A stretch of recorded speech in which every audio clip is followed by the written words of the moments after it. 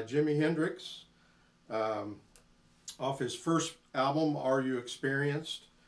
One of the first Hendrix songs that I heard on the radio was just mesmerizing. You know, it's back when psychedelic guitar was kind of popular, and he does a lot of psychedelic type licks in this.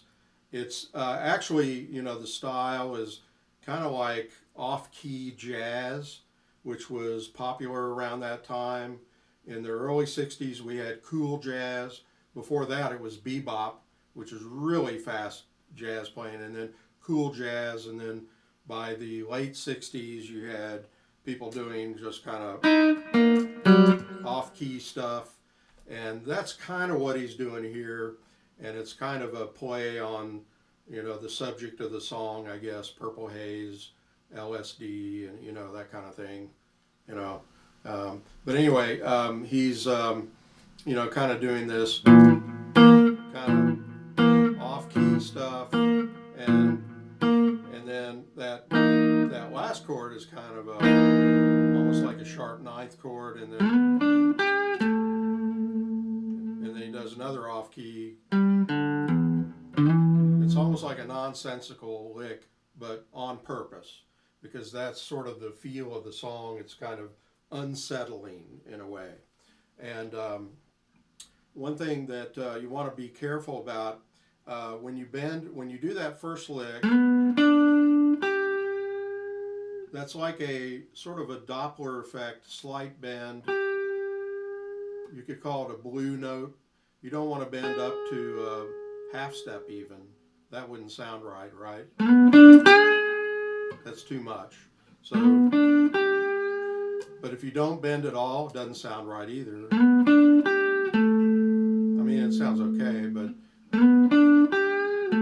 tease it, bend it, and then connect to that string skip. And any note that you hold, like you want to hold it with kind of a groovy vibrato. It doesn't have to be a fast vibrato, it could be. If you like fast vibratos, I don't think he's really doing a fast vibrato and a lot of that, but it's kind of like violins in an orchestra. When they have a long note, they're always doing a vibrato, like they're playing a scale and then holding a note and doing a vibrato. So the same way with lead guitar, you just don't want to play dry notes and just go.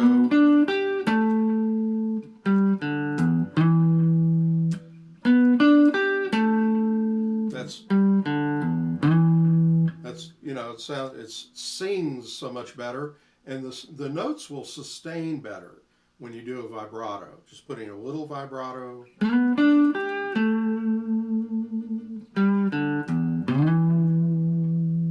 And it can start wide and get narrow as it dies down. That's sort of what I did with that last one. So I go wide and then get faster and narrower. It's kind of like a plate falling face down on a table. It goes cheat, cheat, cheat, cheat, cheat, cheat, cheat, cheat, like that. Cheat, cheat, cheat, cheat, cheat, cheat, cheat. You know, it's kind of it's exactly the way vibrato is. Often it starts out slow and wide and ends up fast and narrow as it dies down. And on guitar, often when we do a vibrato, we are raising the pitch. In a vocal vibrato, you're doing the vibrato under the pitch. We're doing it over top of the pitch, unless we bend up to the note and do a vibrato under the pitch. That is possible when you bend up to a note.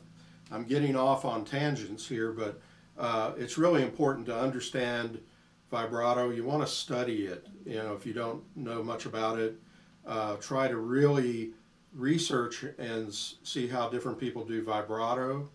There's all kinds of ways of doing vibrato and bends as well. So anyway,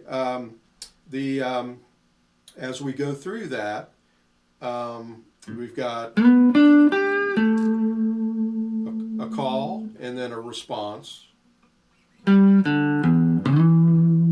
then another call, and and then he kind of slides, and then he slides again to this note, and it's...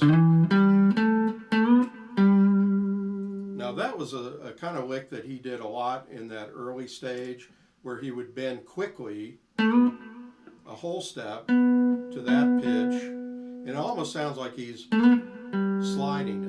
And you could do that, but I don't think he's doing that. He's bending it, but he's really yanking the string. And then, now that's really off key. And then, so he does almost the same lick, but he starts with an open string. So when you bend up to that, cut it off. I'm planting the pick, and then hammering, and then this train whistle sound. It's right from Chicago blues.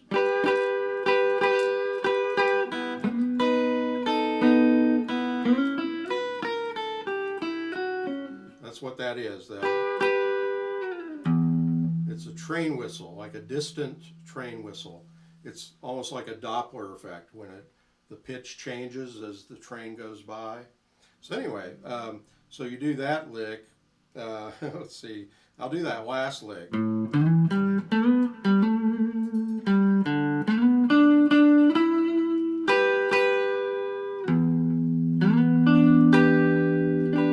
Okay, now this is a minor seventh chord, an E minor seventh, and the outline of the chord is the same as the lick when you do those first three notes of the lick, but you're doing that more actively. Here we're doing it passively and barring the first three strings, so you're getting the 7th and 8th frets.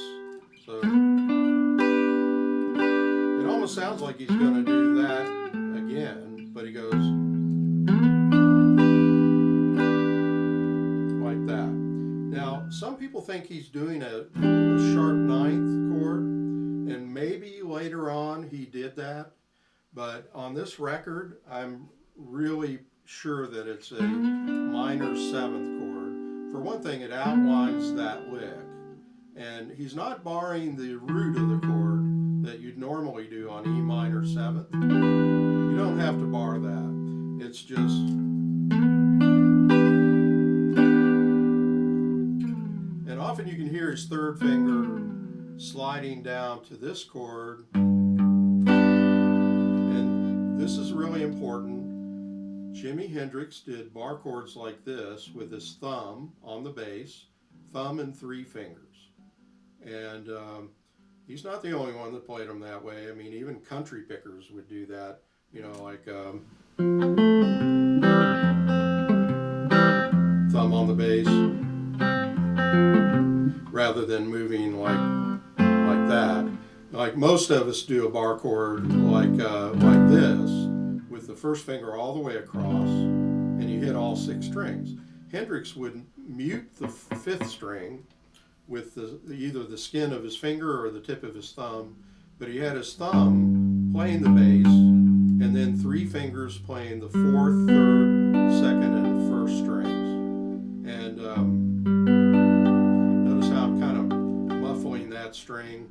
You know, I'm a little out of practice, but for Hendrix chords. But he goes, and then he moves everything 2 frets, and he does a trill. He does a bass note and 3 strums, but on the second of those 3 strums, he does a trill where you hammer and pull off da-da-da-da, like, okay? And then the rhythm here, when he goes back to this minor 7th chord, it's 1, 2, and 3, and 4. 1, 2, and 3, and 4. That's where he's singing Purple Haze. And I'm not not saying he does that same rhythm every time, probably not. On the record, it's, back then he did things pretty cut and dried, and even when he played concerts, like I've got I think it's a 4 or 5 CD set of his early concerts, like in Germany and he would play licks note for note, pretty much the way they were on the record. And then by the time he does the Atlanta Pop Festival in the late 60s, he's all over the place. He's really taking a lot of liberties with his own music, doing a lot more feedback and such. But Stevie Ray Vaughan was that way too. He would, when he did his first album, Texas Flood, and then he was on Austin City Limits, he pretty much, or, when he played Montreux Jazz Festival, he pretty much played everything note for note, pretty much lick for lick. And then, he would loosen it up later, and that's the way Hendrix was. Hendrix was a chameleon. He, on the 3 albums that were released in his lifetime, each album has almost like a completely different guitar style. It's amazing. And then the 4th album, which was released right after his death, he had pretty much finished it. Completely different guitar style. So, but in his concert career, he most of the time played the songs that were on the first album for the most part. I think because his band just never had time to really take some time and rehearse some of the other songs and get them right to where he could do them on stage, and often everything was off the cuff because he was traveling constantly and concertizing constantly in those 3 years of his career.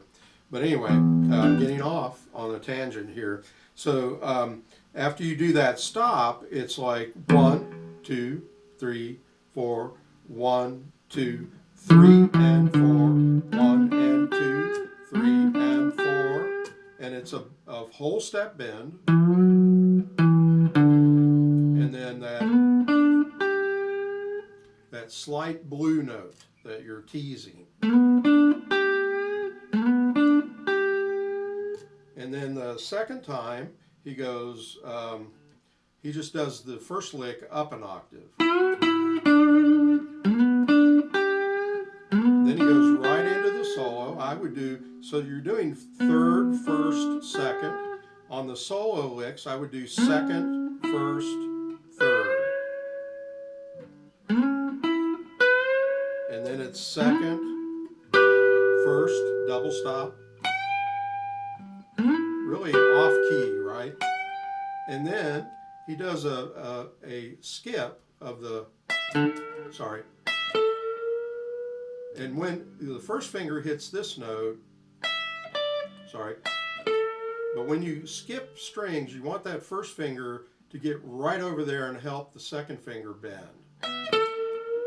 And another tip is after you do this lick, as soon as you play the 3rd string, you want your 3rd finger already on the 2nd string 15th fret. You're not playing it yet, quite yet. But you want it to be there when you want to play it. You don't want to have to search for it. So you put those 2nd and 3rd fingers down together and get the first finger over to help with the bend. And it's kind of a gradual bend.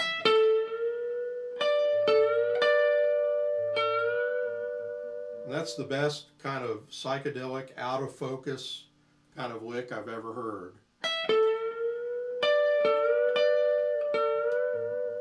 And it's kind of a wild vibrato. And then he's kind of almost doing like sitar music.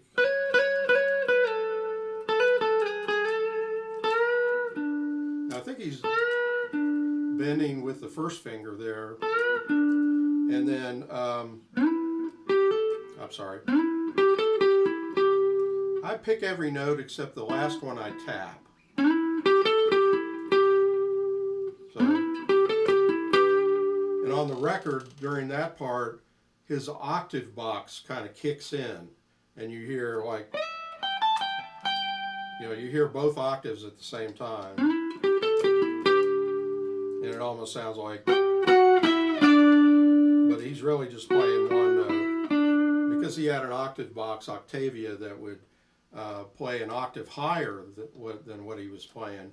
Most octave boxes play an octave lower, but this one played an octave higher. It was really cool. And I think he was the only one that had that at the time. So, sitar music again.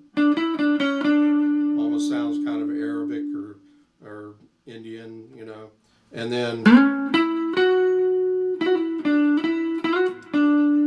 so he does a slide there, and then second finger on the 7th fret to first finger on the 7th. And then kind of a weird octave here. He hits the 12th fret, and it's kind of abrupt. It's like da-da, and then he's up on the 14th fret.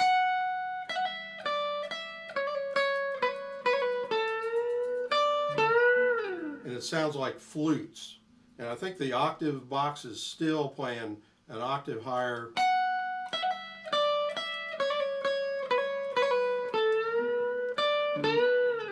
And the phrasing there is really important. You start with just a sustained note, and it's a trill, and then it's a trill, and then you hit the same note after the trill, like, and then you hammer from a whole step back. So what you're hitting with the first finger, you're going to hammer with the third finger. And then again, put your pinky and your third finger down together. Don't bend it and then try to grab that pinky note. Put it down before you bend. So you put them down as if you're going to play a chord like that. But you put them down together, but you're not hitting them together. You're hitting the second string, and then you've already got the pinky on that note, so you don't have to search for it. So again, that whole flute-like lick.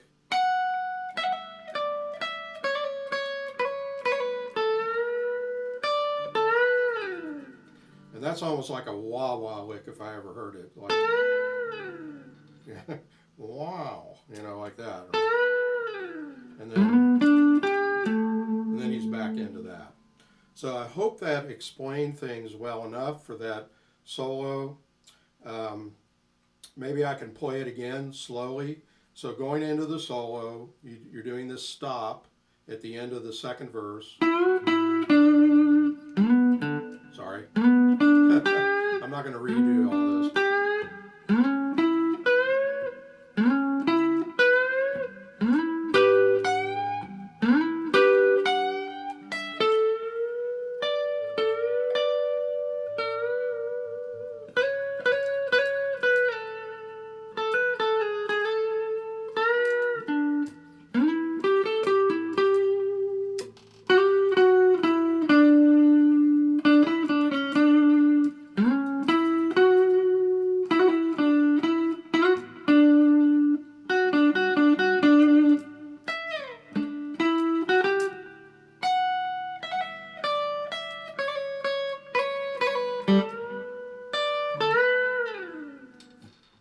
Kind of hit a bad string there, but these videos are not slick. Okay, I make mistakes, so a lot of these I've been teaching this for years, but I don't play it every day. I know if you're first learning it, it's really exciting, but I've been teaching this for decades, so I kind of know it by heart, but I'm a little sloppy sometimes. I'll hit a wrong string, but even Hendrix said he made mistakes all the time. Yeah. So have fun with this. Purple Haze, great song, great guitar playing. And it's a good entry level one to get into some Hendrix style without, don't start with something like Voodoo Child. Don't start with that. Start with Purple Haze and just do it just like the record, and you'll learn a lot. And then I think another really another really easy, pretty easy one is Wind Cries Mary, and I'll do a video on that. And then after that, you know, the big dogs start coming out with um, um, Hey Joe. And actually, Hey Joe, the solo is really fairly easy. It's the chords and all the licks that he does while he's singing it that is tricky. You know, it's a tricky song to learn, and uh, you know, I'm just transcribing these. I transcribed them like decades ago and wrote them down in tablature, and I'm just doing it the way I heard it on the record. So I know a lot of people think, well, you know, somebody so and so said it was a different way. You know, I don't care about that. You know, so this is just uh, sort of beginning lead guitar stuff. But it's Jimi Hendrix. You know, I mean, he was no slouch on guitar for sure. One of the probably the greatest innovator in rock guitar. To me, it's Chuck Berry, and then it's Jimi Hendrix, and then you have a lot of imitators after that. I think Eddie Van Halen was very original, and when he came out, he was doing things you know nobody had done in a unique way. There's innovators. I think even Stevie Ray Vaughan was an innovator, but he was like Hendrix. Hendrix knew every American blues and R&B guitar style, and he could tell you the names. You know, like Robert Lockwood Jr. Do you know that name? And I'm trying to think of some other ones off the top of my head, but he knew all those guys. Guitar Slim, and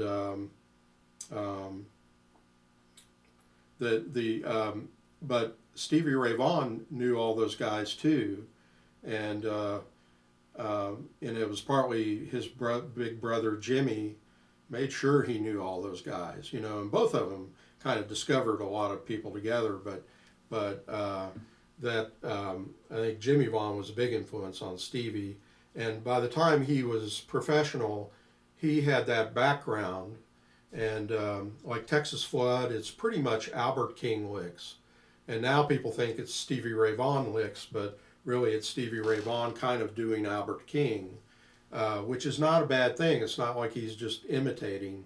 It's Albert King is really hard to imitate because he is from outer space. I mean, really. So, and Jimi Hendrix, I mean, he knew all those guys, and like Dave Myers, who played with Little Walter, Robert Lockwood Jr., all the guys that were on the Chess record sessions. And so anyway, have fun with this and enjoy it, and you know, try to do it as meticulously as you can when you're first learning, and then you can kind of later on be like Hendrix and change things up and loosen it up a little bit. But you have to kind of have the foundation first.